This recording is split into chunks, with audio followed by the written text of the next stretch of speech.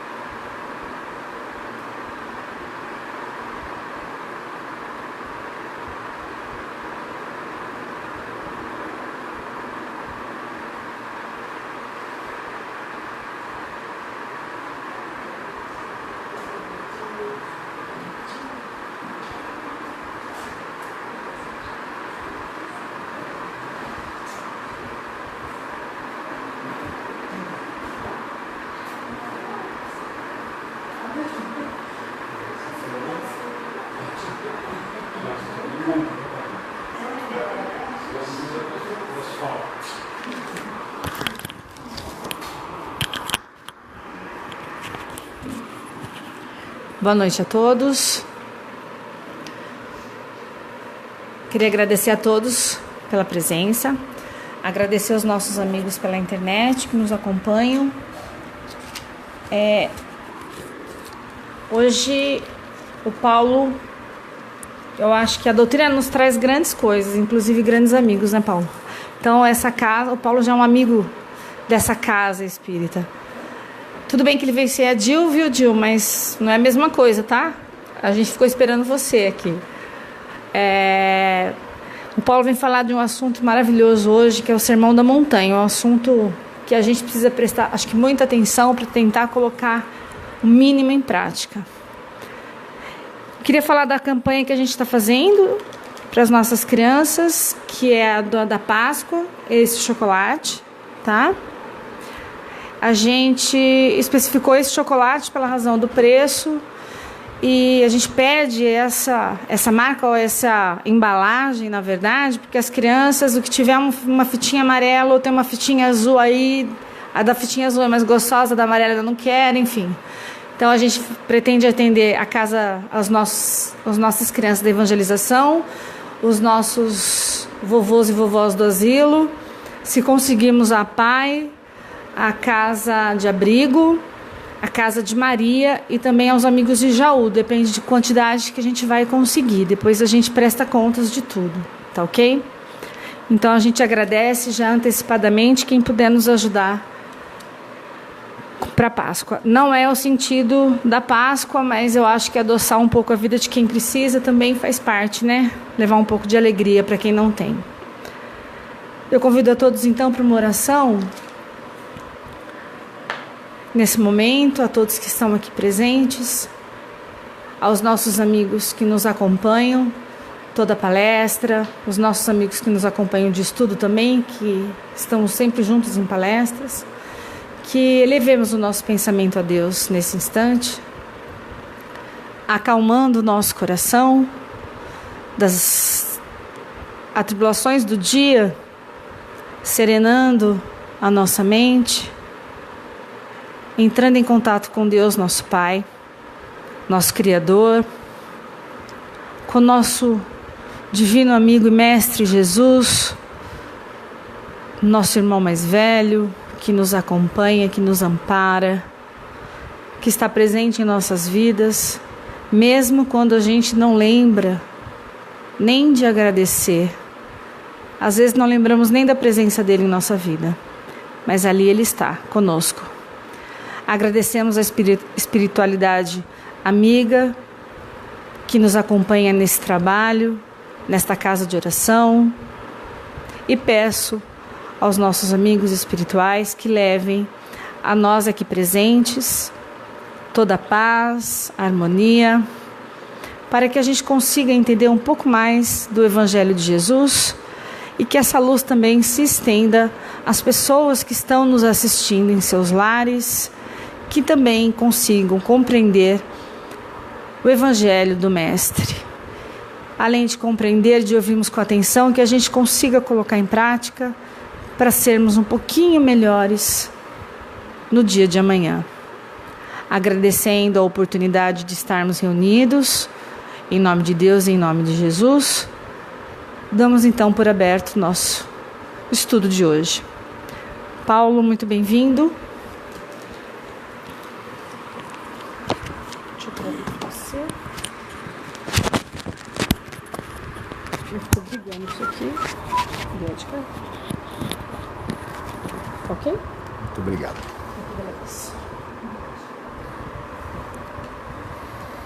Boa noite, minhas irmãs, boa noite, meus irmãos. Que Deus, nosso Pai Criador, abençoe a nossa luta, abençoe a nossa boa vontade de buscarmos pelo reconhecimento da nossa condição espiritual, da nossa origem em Deus, nosso Pai, e a nossa destinação em Deus, nosso Pai.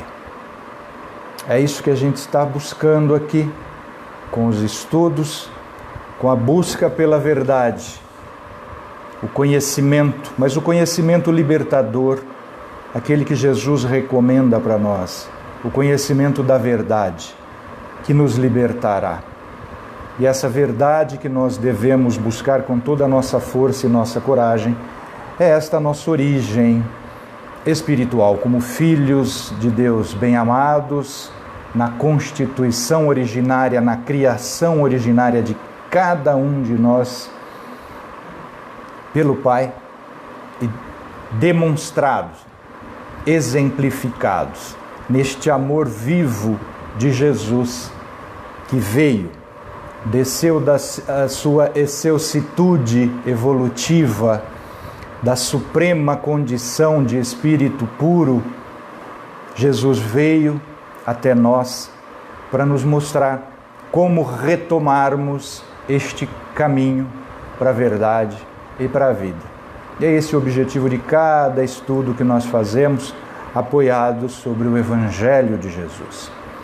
E a nossa tarefa nesta noite é um tanto quanto ousada, porque falarmos sobre o Sermão da Montanha é uma tarefa assaz difícil.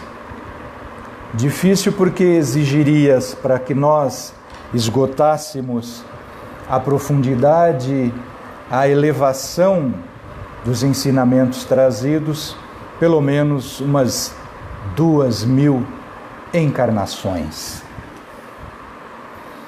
Digo isso não por mim, mas porque o filósofo, o humanista, o grande alma da Índia, o Mahatma Gandhi, que viveu, cresceu, nasceu e cresceu na sua última encarnação, na sua última existência encarnada, sob os auspícios da filosofia e da religião indiana, cujos livros sagrados, os Vedas e os Vedantas, fundadores, base de toda a religião de origem indiana, de toda a tradição devocional indiana, remonta a 8.000 anos atrás. São os primeiros registros que nós temos de religião organizada, profeticamente organizada, porque as tradições indianas são fundadas nos livros sagrados, e esses livros sagrados foram psicografados pelos sadhus, pelos rishis, ou seja, pelos médiums da tradição indiana. E Gandhi cresceu sob essa bênção da tradição indiana. E é dele a maior referência, o comentário mais pleno a respeito do Sermão da Montanha.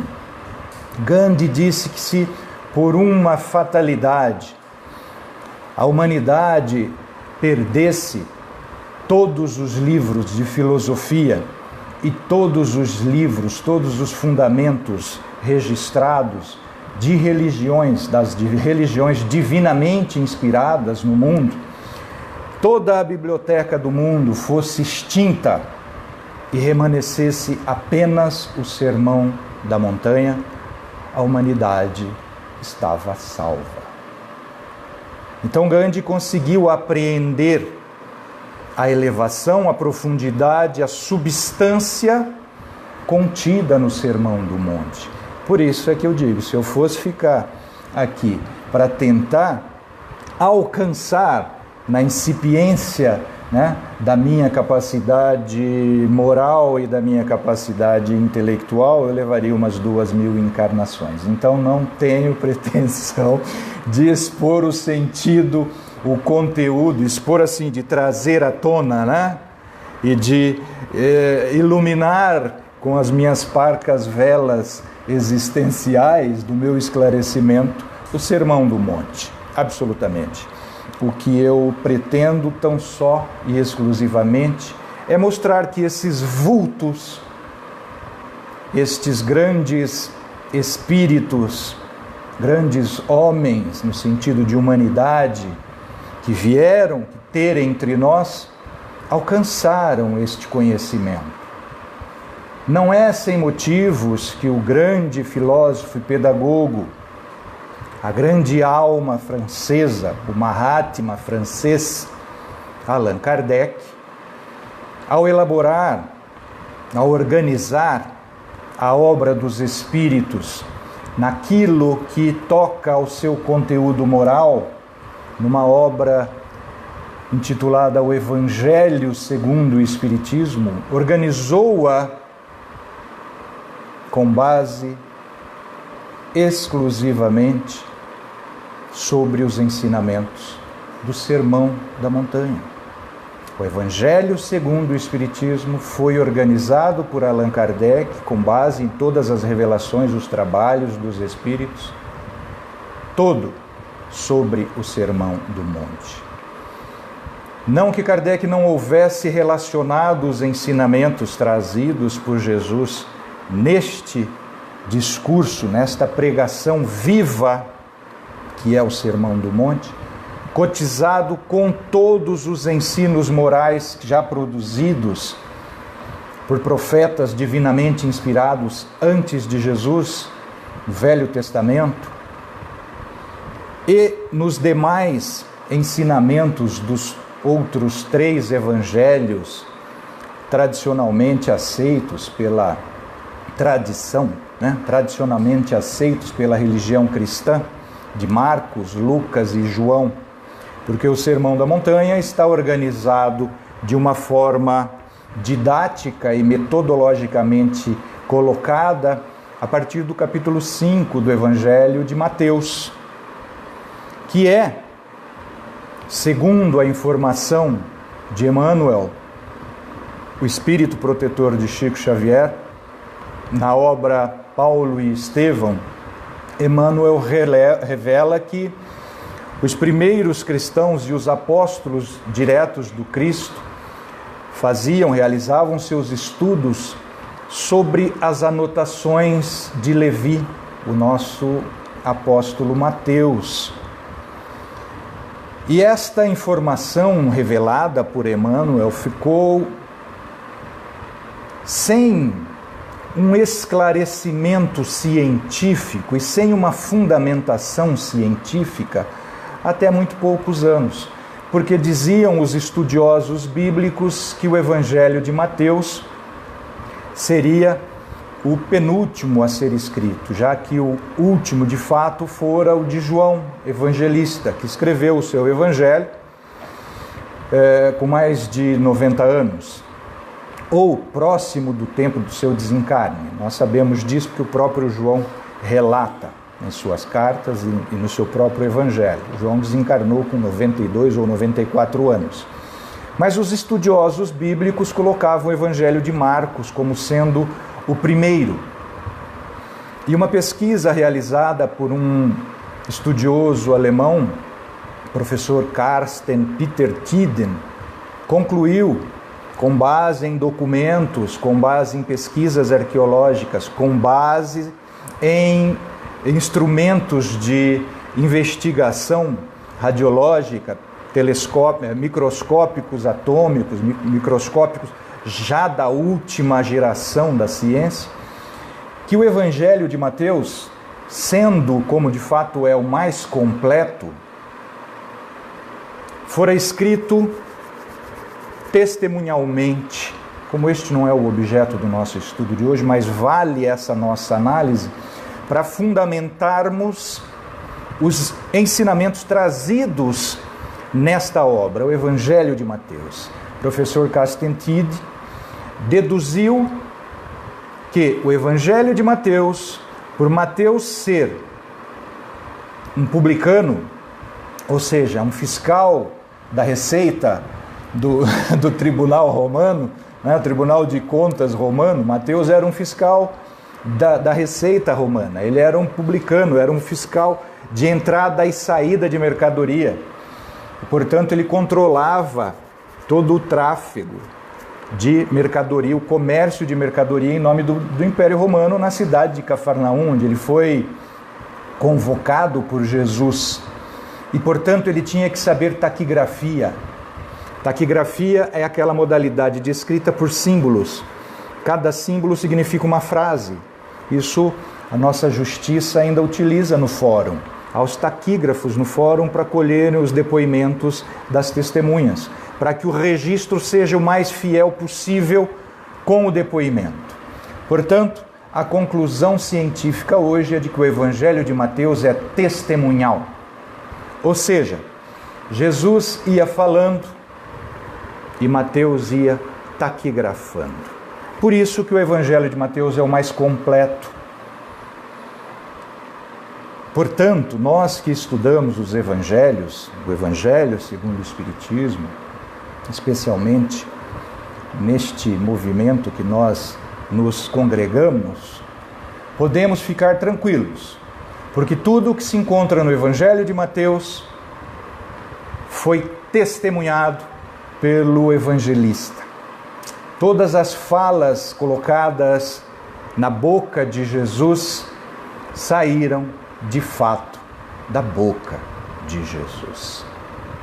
E isso para nós é um consolo, é um alívio e ao mesmo tempo uma enorme responsabilidade. Porque se o Sermão do Monte congrega, como de fato congrega,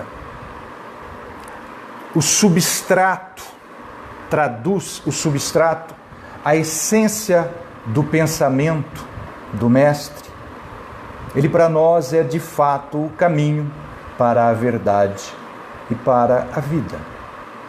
Mas nós que já nos dispusemos a esses estudos, nós que já nos dispusemos a nos chamarmos cristãos, e mais, nós que já nos dispusemos aos estudos sistematizados, aos estudos sinceros e honestos, para colocarmos sobre as nossas ações, sobre as nossas palavras, sobre os nossos pensamentos, sobre os nossos sentimentos. Esta obra, que é o tesouro maior legado à humanidade, temos uma tarefa muito difícil. Porque subsumir as nossas ações, as nossas palavras, os nossos pensamentos e os nossos sentimentos, ou seja, colocarmos sob as palavras que traduzem o sentimento de Jesus, esculpidas com tanto sacrifício no Evangelho de Mateus.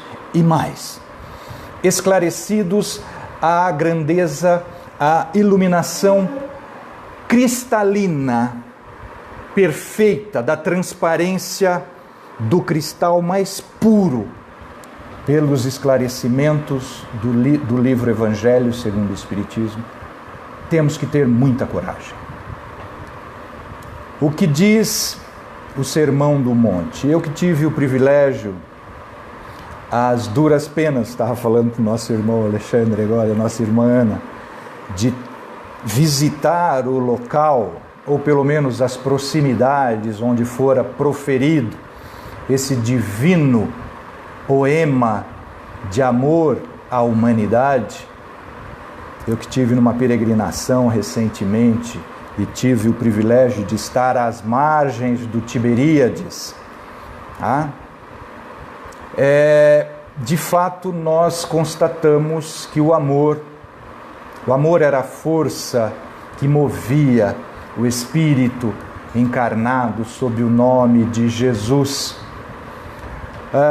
Nós temos em todo o caminho percorrido por Jesus, toda a história de Jesus em Israel, muitos locais cujas referências são bem aproximadas, mas a grande maioria deles, ou a totalidade, eu diria, não tem uma referência absolutamente inconteste de que ali foi o local onde Jesus chorou, ali quando foi às vésperas do seu aprisionamento definitivo. Nós não temos um local preciso, hoje marcado no GPS, né? Eu estava vindo para cá, pedi o endereço, você toma cuidado que eu sou da geração anterior. Ele mandou a localização, até eu descobrir como é que eu abri essa localização do GPS no mapa para chegar aqui até a nossa casa. Eu já tinha estado aqui há um ano atrás, mas um ano atrás é muito tempo para um velho como eu, né? Nós não temos condições de dizer, olha, aqui foi proferido o Sermão do Monte, como pretende a tradição cristã no país Israel. Mas nós temos sim uma referência geográfica fabulosa, porque se as igrejas construídas pelos nossos irmãos da tradição católica são aproximadas, nos locais aproximados, segundo a tradição, e tradição é exatamente isso, é a entrega de um conhecimento feito através da oralidade, ou agora da escrita. Isso é tradição, isso é traditar, isso é entregar. Nós não temos certeza que a Igreja do Santo Sepulcro é o local exato onde Jesus foi crucificado e logo em seguida sepultado. A Jerusalém desse tempo está a 10, 12 metros abaixo da terra. Nós estamos falando de uma região que foi conquistada várias vezes, e todo conquistador, a primeira coisa que faz é destruir os registros religiosos, é destruir os templos religiosos, é destruir a tradição escrita, todos os livros sagrados, para que a sua dominação seja completa. Porque nós sabemos, nós estamos aqui congregados numa fraternidade em torno do esclarecimento desse tema proposto por mim hoje. Se quiserem nos dispersar, a primeira coisa que faz é destruir o nosso vínculo. Então, todos os marcos históricos colocados hoje em Jerusalém são aproximados, e a maioria deles criados pelo nosso sentimento cristão, com boa vontade, sem dúvida nenhuma, mas é a nossa carência ainda de registros exteriores que faz com que nós produzamos, né, marcos exteriores, esquecendo-nos que Jesus nos disse que o reino de Deus não vem com formas exteriores, mas com exceção do mar da Galileia. Porque o mar da Galileia, o Tiberíades, é um lago.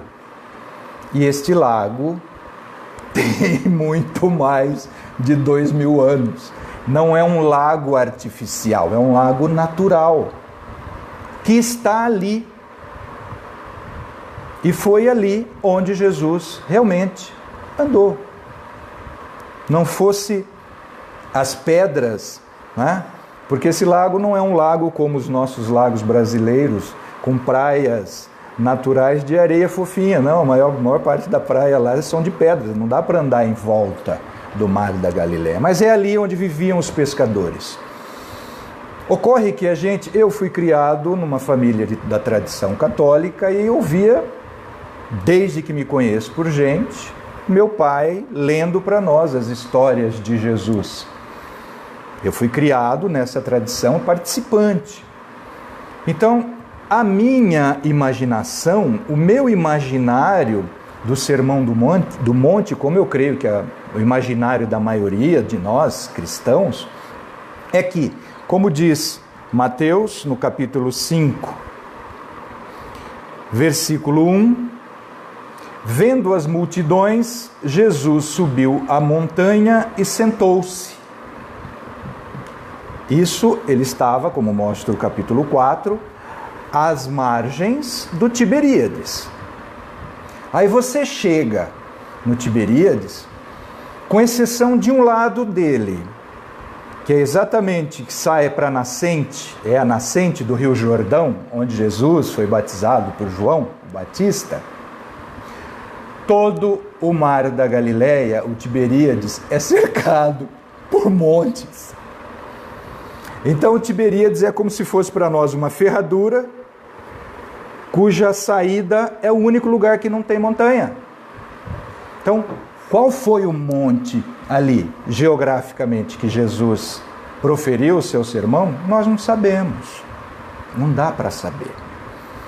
E, no entanto, quando a gente chega no mar da Galileia, nós percebemos a presença dos efeitos deste sermão do monte.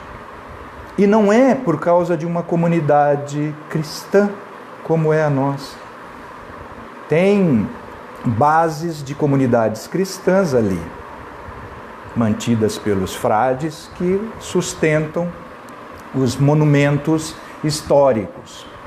Mas a maior parte da comunidade ali ou é israelita ou é muçulmana. E, no entanto, nós percebemos, este foi o grande consolo desta minha peregrinação pelos caminhos de São Paulo, depois de 70 dias, 38 cidades, 8 países, mais de 25 mil quilômetros percorridos, é que a gente ouve sempre falar, a gente publica isso todos os dias, a gente lê isso nas páginas sociais. Eu tenho um amigo que abre o dia dele todos os dias, #Deus na frente.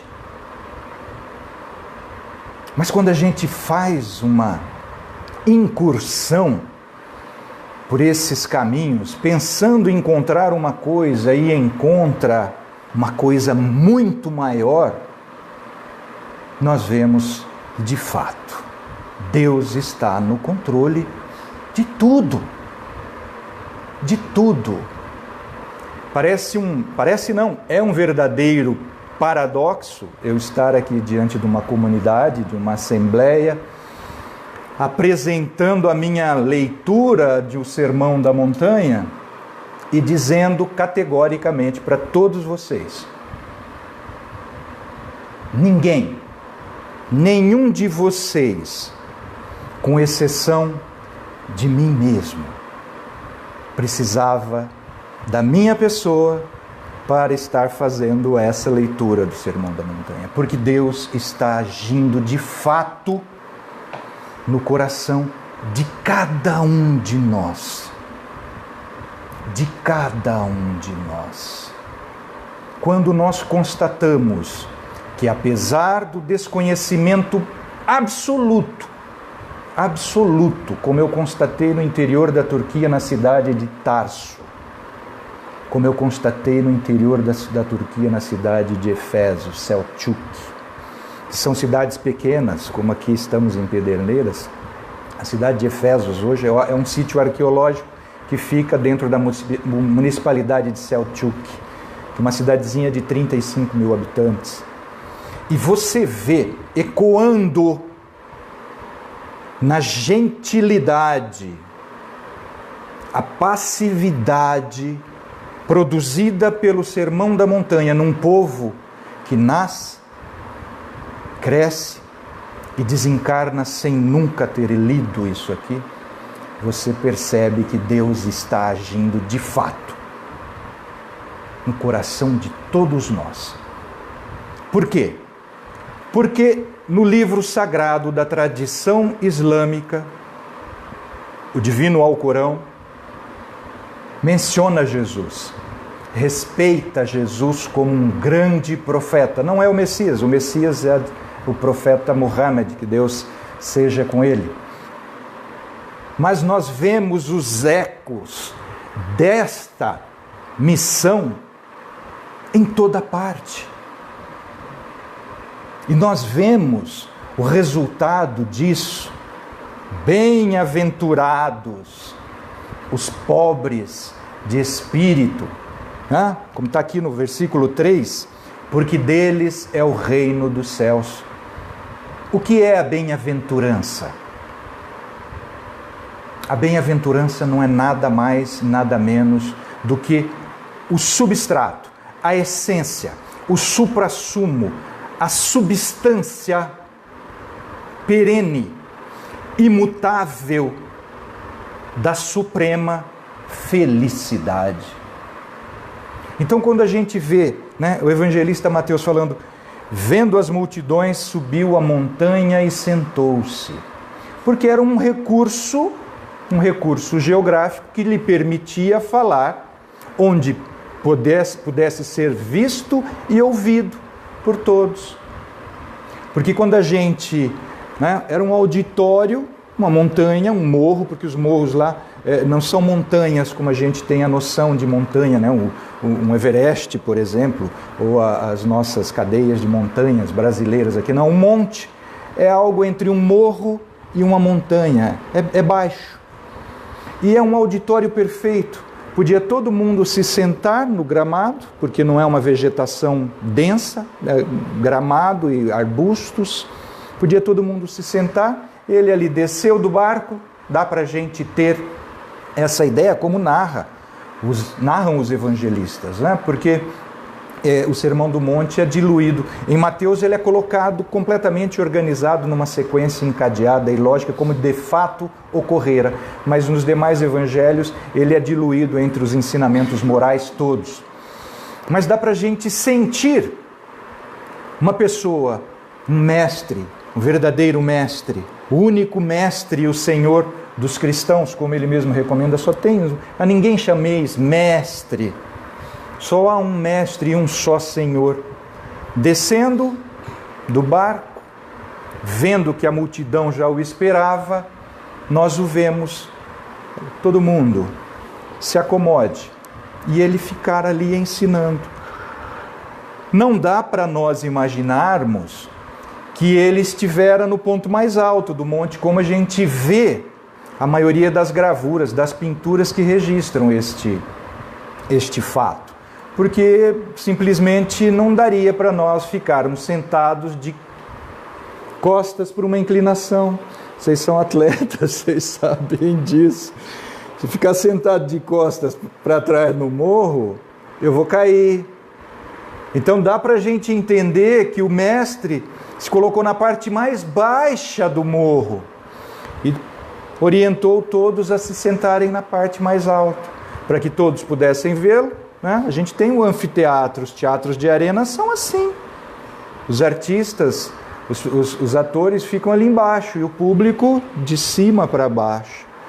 Isto numa referência muito clara daquele ensinamento todo que ele vai expender aqui. Aquele que quiser ser elevado, que se rebaixe. Não são esses os ensinamentos que a gente tem? E aí quando ele faz a bem-aventurança primeira, do capítulo 5, versículo 3, né? Porque no versículo 1 é: vendo as multidões, Jesus subiu a montanha, sentou-se, porque a montanha faz vários níveis de auditório, né?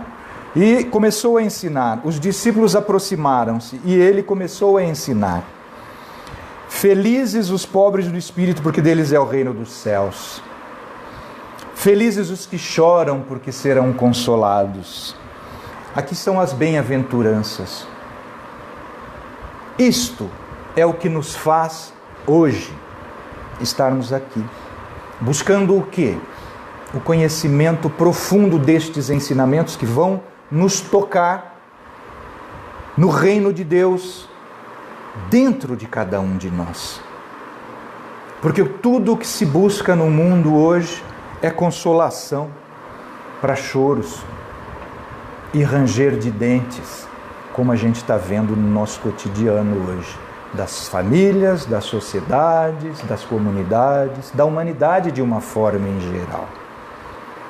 E ele vai tecendo este rosário divino de pedra preciosa, que cada fala de Jesus nos mostra as nossas plenas condições de realizarmos hoje, na nossa existência encarnada, a verdadeira felicidade, que é a bem-aventurança. E ele vai falando: os mansos, porque receberão a terra como herança. Nós estamos hoje vivendo sob os auspícios de uma revelação feita já na pergunta 1019 do Livro dos Espíritos, da transformação do planeta. Pergunta 1019 do Livro dos Espíritos é a última pergunta do Livro dos Espíritos. Em algumas edições a 1019 e em outras edições a 1018. Tem 1018 em umas edições, 1019 em outras edições. Mas na última pergunta do Livro dos Espíritos, Kardec indaga se a Terra, o nosso planeta, não vai se transformar de um mundo de provas e expiações para um mundo de regeneração, onde prepondera o bom sentimento, que nos conduz ao bem. Nós estamos aqui numa casa denominada Amigos do Bem. Então Kardec pergunta: não vai chegar um momento em que nós vamos nos transformar todos em produtores do bem? Os espíritos que vivem encarnados e aqueles que frequentam a atmosfera espiritual da Terra? Kardec pergunta isso e os espíritos respondem: sim, a Terra irá se regenerar.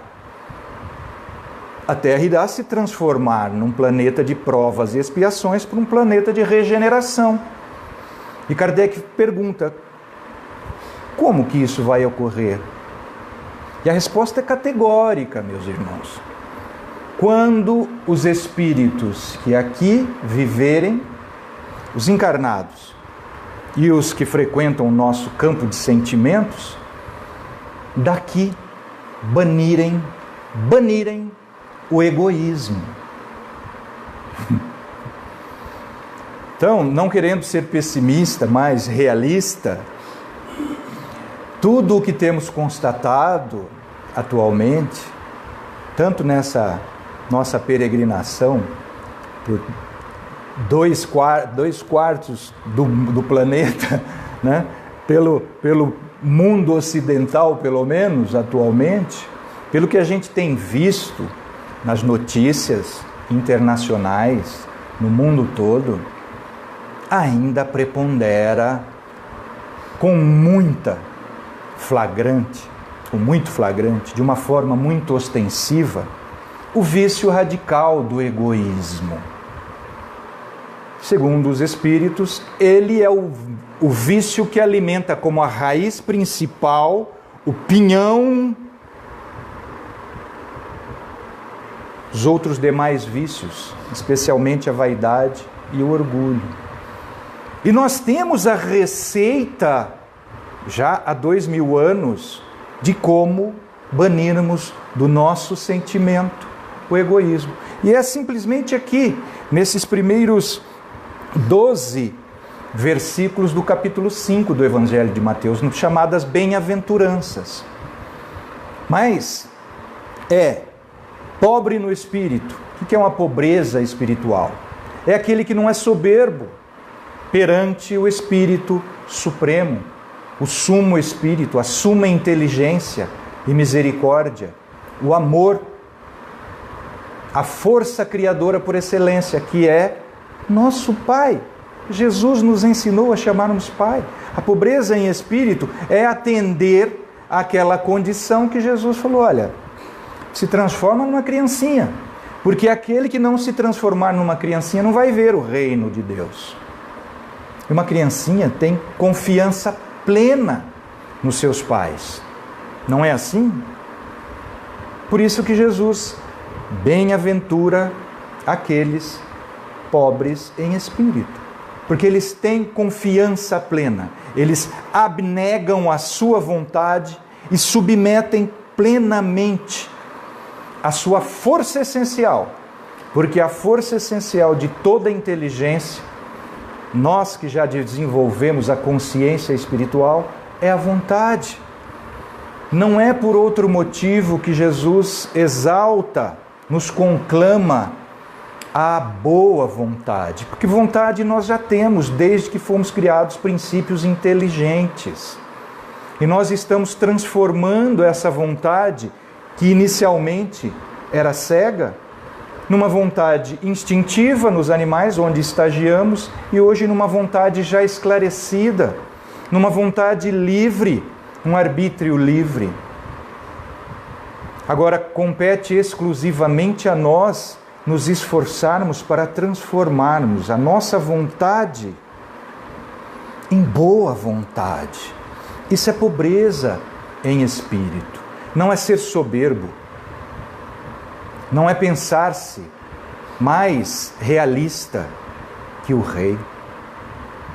Quando um jovem hipócrita chamou Jesus, bom mestre, Jesus imediatamente interrompeu a sua frase para dizer, por que está me chamando de bom?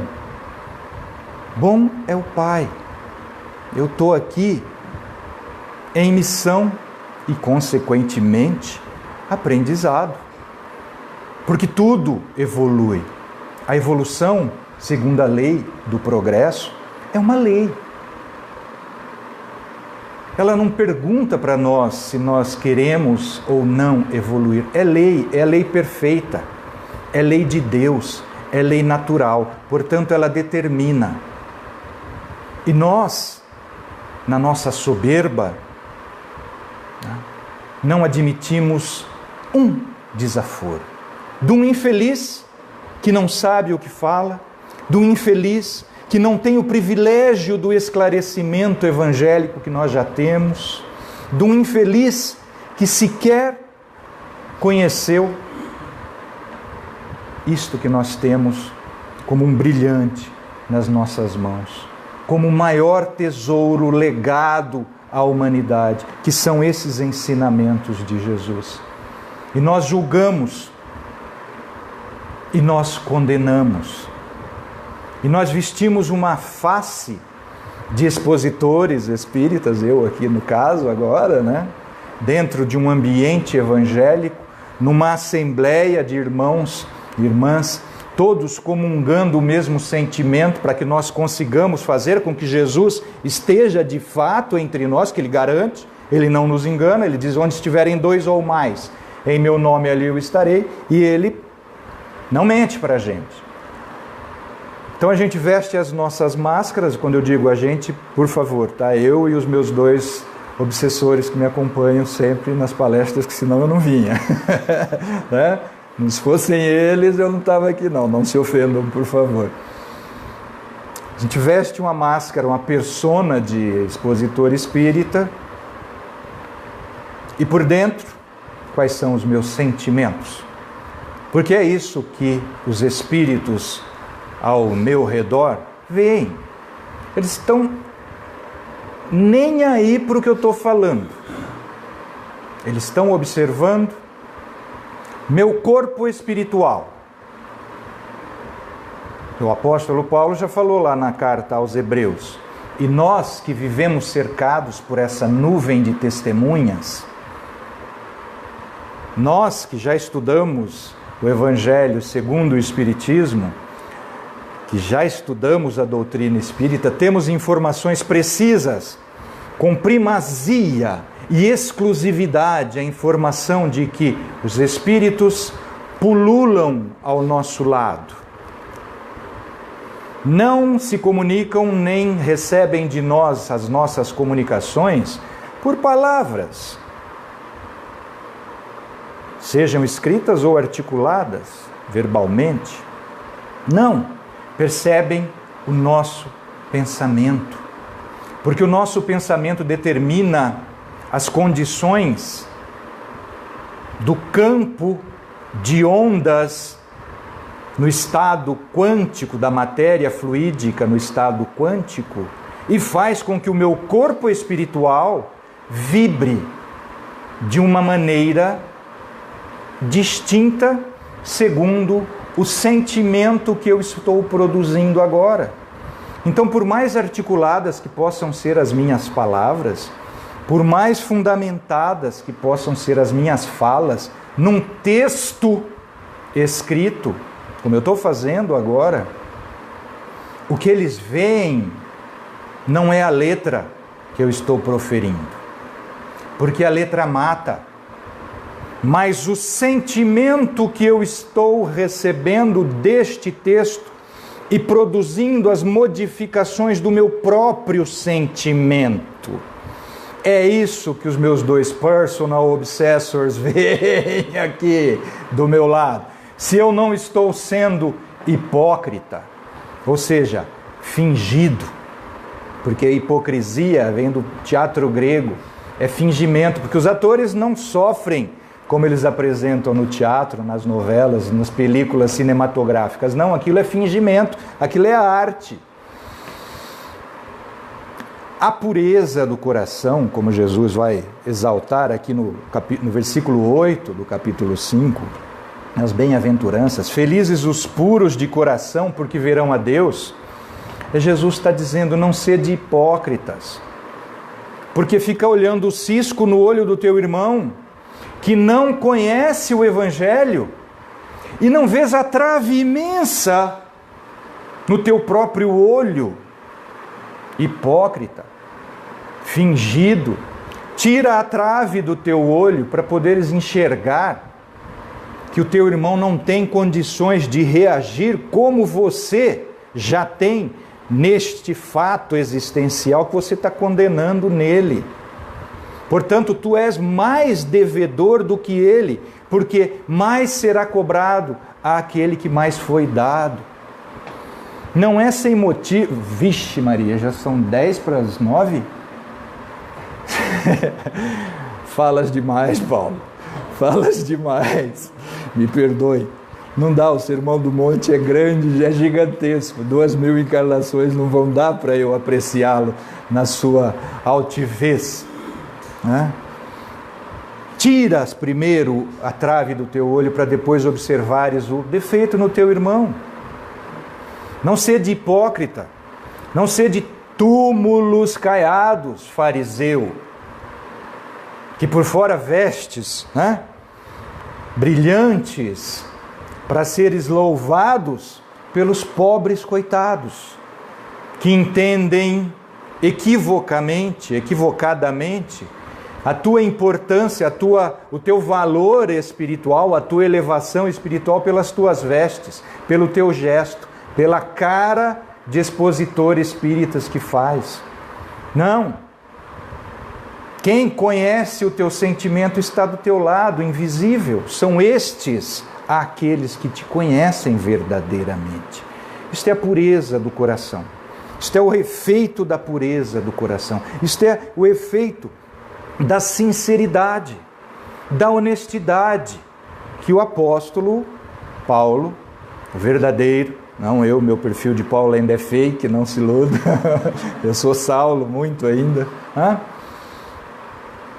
confessou Porque é que eu faço o mal que eu não quero para mim e não faço o bem que eu quero.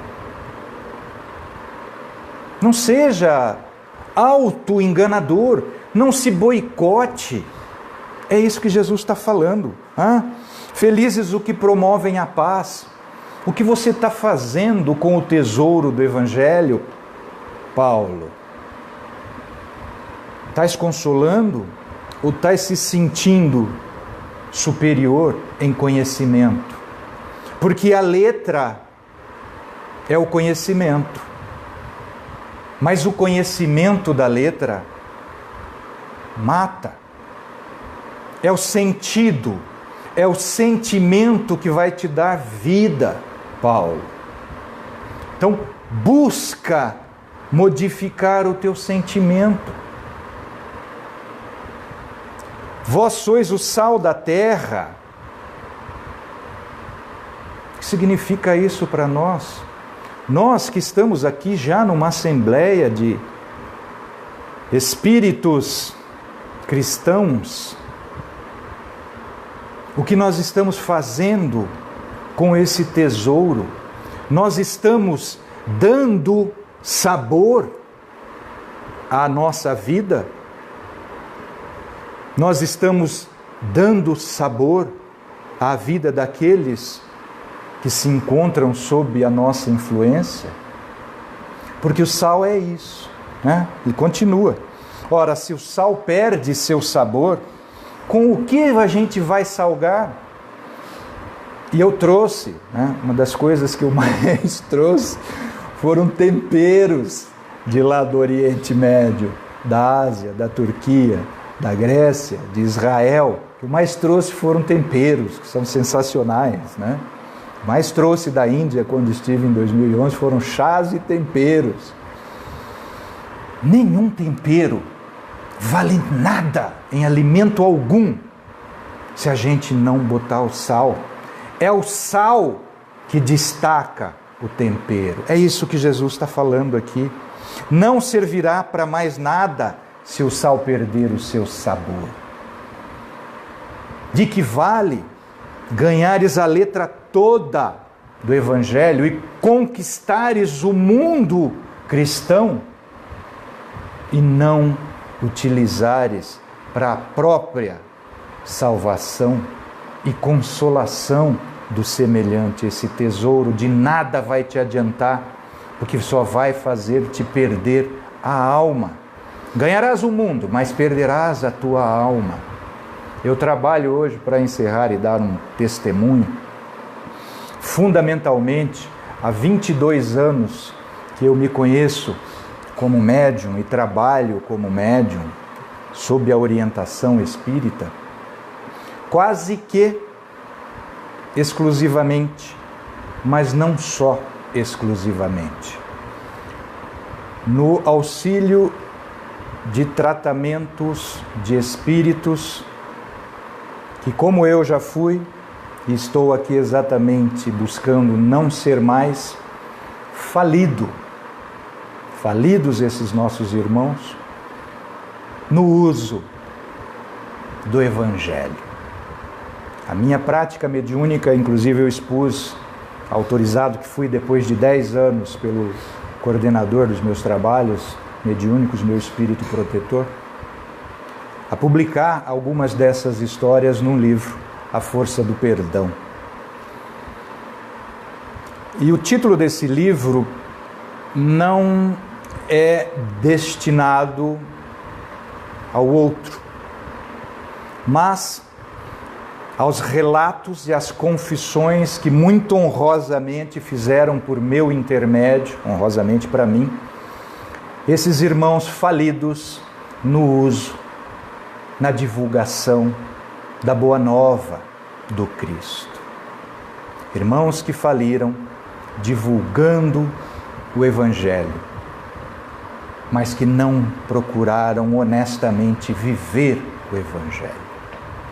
Eu tenho esse compromisso mediúnico e estou aqui hoje exatamente atendendo ao meu dever de divulgar aquilo que salvou esta minha existência, que foi o Evangelho segundo o Espiritismo. Eu fui salvo pelo Evangelho segundo o Espiritismo.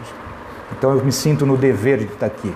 É remédio mesmo. Quando eu falo que meus 2 personal obsessors me trazem aqui, é porque eu preciso desse remédio. Para não correr o risco de cair novamente e não me perdoar. Porque a força do perdão, testemunhada neste livro, é porque quando nós conhecemos já esta verdade do Evangelho, que é para a nossa libertação, e nós não aplicamos e nos transformamos em túmulos caiados, como Jesus nos adverte, quando voltamos para o mundo espiritual e constatamos perante o tribunal da consciência que não usamos isso aqui tudo, esse tesouro, para a nossa salvação e para a consolação, porque salvação do outro ninguém salva. A gente só se salva a si mesmo, a cada um segundo suas obras, e a principal delas é o autoconhecimento, o autoburilamento dos nossos sentimentos. Porque palavras escritas ou faladas se perdem, mas o sentimento é o que de fato nos transforma. E todo o Sermão do Monte é a obra divina mais elevada já legada. É o tesouro divino legado a toda a humanidade, para que nós façamos dela uso para a nossa própria elevação, para a nossa própria consolação pelo esclarecimento, para a transformação da nossa fé. Numa fé verdadeiramente inabalável. E é isso que eu penso que o mundo está precisando. Porque só assim transformaremos o nosso sentimento, transformaremos os nossos pensamentos, transformaremos as nossas palavras e as nossas atitudes e transformaremos o próprio sentimento humanitário no nosso planeta. Que Deus abençoe a nossa força e boa vontade neste sentido. Vocês têm certeza que esse relógio não está voando, não? Muito obrigado e que Deus abençoe a todos nós.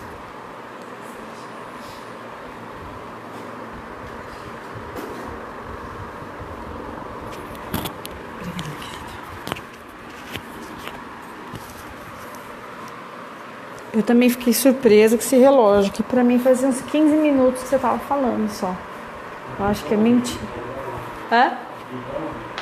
Tá dando bronca que acabou muito cedo? É. Paula, não sei, eu assim, também me emociono muito fácil, né? Sou fácil de se emocionar, mas eu sempre digo, quando a gente traz um irmão na nossa casa e para falar sobre o Evangelho, né, do Cristo, da Boa Nova, se não for para que mexa com a gente, para que nos incomode, não foi atingido o objetivo. Quando estamos ouvindo, você dividiu com a gente a sua experiência, a sua sabedoria, os seus estudos, e que isso tenha que nos incomodar a ponto de exatamente de sermos cristãos, como a gente bate no peito, mas que a gente faça a mudança necessária, urgente. Não só por nós, porque se nós estamos no mesmo barco, talvez um irmão necessite tanto da minha mudança para que eu o ajude. E como é a chaga maior, o orgulho, o egoísmo, a vaidade, a gente olha muito para si e não vê que os irmãos em volta necessitam também da nossa mudança, de um olhar mais carinhoso. E as suas palavras, eu acho que fica como eu sempre digo, ouvir novamente em casa, de novo esse estudo, ver de novo sobre o sermão, porque, como você disse, é pouco tempo, mas a gente tem a eternidade para aprender, mas que a gente se apresse para melhorar. Como você disse, a evolução não nos pede, dá licença, por favor, vamos evoluir. Somos obrigados a evoluir, então que a gente ouça mesmo com ouvidos, como Jesus disse, de ouvir, não do corpo físico, mas com o nosso espírito, que é isso que a palavra de Jesus nos traz, o Evangelho nos traz. Agradeço imensamente você dividir isso com a gente. Como você disse, o Evangelho te salvou. Eu espero que me salve e salve a todos. Que cada dia é um dia de luta. Cada amanhecer é uma obrigação a gente agradecer a oportunidade de estarmos nesse mundo, a oportunidade da reencarnação, mas também agradecer e pedir força para a mudança. E você nos trouxe isso com um objetivo muito claro, em nome de Jesus, sempre. Eu queria, para quem está chegando a primeira vez, a gente está sempre fazendo o passo coletivo, que tem a mesma função do passo individual. O passo coletivo, a gente consegue abranger as pessoas que realmente estão nos assistindo na mesma sintonia, que a gente consiga levar essa energia não só para quem está presente nesse momento conosco, mas quem está nos ouvindo via internet, em seus lares. A gente sabe que essa distância não existe para quem está realmente com o pensamento em Deus, que é nosso Pai, e Jesus Cristo, nosso irmão. Como Paulo disse, Jesus já disse: onde tiver um ou mais, eu estarei aqui. Então eu gostaria de pedir nesse momento que a gente, com o pensamento em Deus, nosso Criador, o nosso Pai, aquele que cuida, que nos ama infinitamente, que coloquemos os nossos sentimentos, a nossa vida em suas mãos com a fé necessária, que a gente possa ter a fé nesse Pai maravilhoso. E Jesus Cristo, nesse momento, está conosco. Pensemos nessa figura maravilhosa de Jesus. Na mente temos esta figura, imaginemos com a certeza de que Jesus está aqui, perto de nós, nesse instante de braços abertos, acolhendo e abraçando um por um, aqui presente e aos nossos irmãos distantes também. Jesus, com seu grande amor, traz eflúvios de paz, de equilíbrio, de tranquilidade, de discernimento a todos nós. Que nós consigamos, com esses sentimentos, levar até nossos lares e a quem está nos esperando em casa toda essa paz, todo esse amor de Cristo aos nossos amigos que tanto necessitam, como nós necessitamos. Que leve Jesus também paz e amor, fraternidade e a confiança de que nada, ninguém está sozinho, que Deus não nos abandona. E Jesus disse que não se perderia nenhuma ovelha e não se perderá. Agradecidos que somos a espiritualidade amiga dessa casa, pedimos que coloque, que fluidifique a água nesse instante, colocando o remédio necessário para cada irmão que for bebê-la. Aos nossos amigos de casa também. Mais uma vez, agradecemos a espiritualidade amiga que nos acompanha. Agradecemos ao nosso mestre, nosso irmão Jesus, e principalmente a Deus, nosso Pai, pela oportunidade de mais um dia estarmos reunidos em seu nome. E que assim seja.